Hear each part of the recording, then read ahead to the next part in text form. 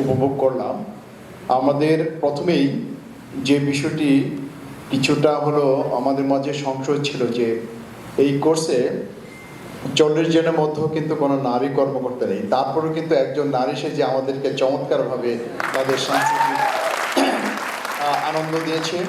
আসলেই বাংলাদেশে হাজার বছরের আমাদের সাংস্কৃতিক ঐতিহ্য রয়েছে এবং সেই ঐতিহ্যের প্রথমেই তারা শুরু করেছে আমাদের জাতীয় সঙ্গীত দিয়ে, যেটি আমাদের প্রেরণার উৎস, আমাদের এগিয়ে যাওয়ার উৎস।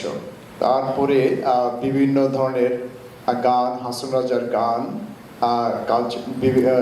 বিজ্ঞাপন বিরতি, মানে সব কিছু মিলিয়ে খুব চমৎকারভাবে তোমরা এই অনুষ্ঠানটিকে সাজিয়েছ এবং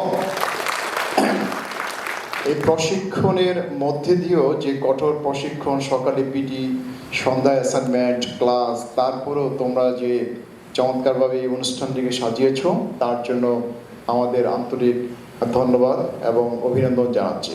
আসলে আমরা যে কাজ করি, কাজের ফাঁকে ফাঁকে এই বিনোদন আমাদের প্রয়োজন আছে। আপনারা জানেন যে একটা সময় মানুষ কিন্তু যখন কাজ করে কিছুটা হলো অ্যাডজাস্ট হয়ে যায় এবং তার যে মানে কোনো কিছু প্রদান করার মধ্যে দিয়ে একটু সীমাবদ্ধতা থাকে। সেখানে যদি কিছুটা হলো আনন্দ না হয় এবং সেটা সাংস্কৃতিক উৎসবের মাধ্যমে হোক, ভ্রমণে হোক, তারপরে পরিবারের সাথে সময় ইত্যাদির মাধ্যমে হলেও তারপরে নতুন করে আমরা অনুপ্রেরণা পাই, কাজের শক্তি পাই এবং কাজ করার জন্য আবার ঝাঁপিয়ে পড়ি। এমনকি আপনারা দেখবেন যে সবচেয়ে শক্তিধর যে রাষ্ট্র ইউএস, তার প্রেসিডেন্ট কিন্তু প্রতি সপ্তাহে অথবা 15 দিনে একবার কিন্তু সে অবকাশ যাপনে চলে যায়, সব কিছু থেকে বিচ্ছিন্ন হয়ে যায়। এটার মূল উদ্দেশ্য হচ্ছে যে আপনাকে নতুনভাবে উদ্যম সৃষ্টি করে আবার কাজে ঝাঁপিয়ে পড়া। আমরা অনেকে আপনাদের বাইরে যখন আমরা গিয়েছি আমরা দেখেছি যে পাগলের মতো ওরা সপ্তাহে 5 দিন কাজ করে এবং 2 দিন প্রচণ্ড উৎসব করে আবার 5 দিন কাজ করে। এইভাবেই কিন্তু মানুষের মধ্যে প্রেরণার কাজের উৎসাহ হয় এবং উদ্দীপনার সৃষ্টি হয়। তো এই culture programme it's a part of our training. এটার মূল উদ্দেশ্য হচ্ছে যে আমরা কাজ করব, কাজের সময় আবার যখন আনন্দ করব, আনন্দের সময় কিন্তু আবার সেটাকে পুষিয়ে নেব।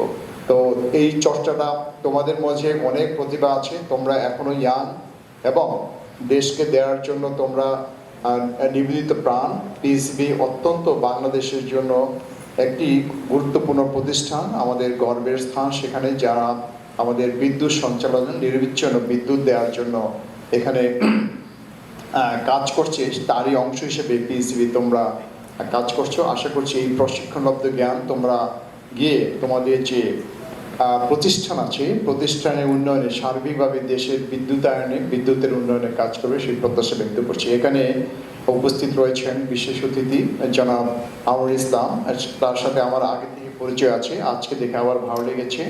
এখানে আমাদের কোর্স পরিচালক যিনি সম্প্রতি অতিরিক্ত সচিব হিসাবে পদোন্নতি পেয়েছেন, খুব চমৎকারভাবে এই কোর্সটিকে পরিচালনা করেছেন।